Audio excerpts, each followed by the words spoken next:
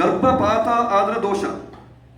ಗರ್ಭವನ್ನು ತೆಗೆಸಿದ್ರೆ ಗರ್ಭವನ್ನು ತೆಗೆಸಿದ್ರೆ ಭ್ರೂಣ ಹತ್ಯಾ ದೋಷವಾಯಿತು. 1,000 ಬ್ರಾಹ್ಮಣರಿಗೆ ಊಟ ಹಾಕಿದ್ರು ಹೋಗಲ್ಲಂತೆ, ಅಷ್ಟು ದೊಡ್ಡ ದೋಷ.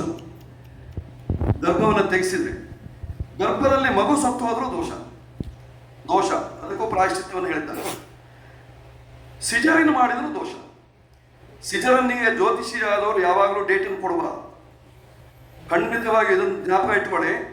ಸಿಜರಿನ್ ಮಾಡಲಿಕ್ಕೆ ನೀವು ಡೇಟ್ ಏನಾದ್ರು ಕೊಟ್ಟರೆ ಅಂದ್ರೆ ನಿಮಗೂ ದೋಷವೇ ಅದು, ವೈದ್ಯರಿಗೂ ದೋಷ. ಆದ್ದರಿಂದ ಖಂಡಿತವಾಗಿಯೂ ಸಿಜರನ್ನಿಗೆ ಡೇಟನ್ನು ಕೊಡಬಾರ್ದು, ಸಮಯವನ್ನು ನಿಗದಿ ಮಾಡಬಾರ್ದು, ಲಗ್ನ ಇತ್ಯಾದಿ. ಯಾಕಂದರೆ ಮಗು ಹುಟ್ಟುವಾಗ ಬ್ರಹ್ಮ ಸಂಕಲ್ಪದಂತೆ ಹುಟ್ಟಬೇಕೇ ಹೊರತು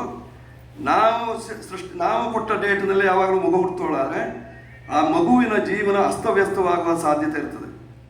ಅಥವಾ ಮತ್ತೆ 84 ಲಕ್ಷ ಜನ್ಮ ಯೋನಿಯಲ್ಲಿ ಏನು ಹುಟ್ಟಬೇಕಿತ್ತೋ ಒಂದು ಜನ್ಮ ಮತ್ತೆ ಜಾಸ್ತಿ ಆಗ್ತದೆ.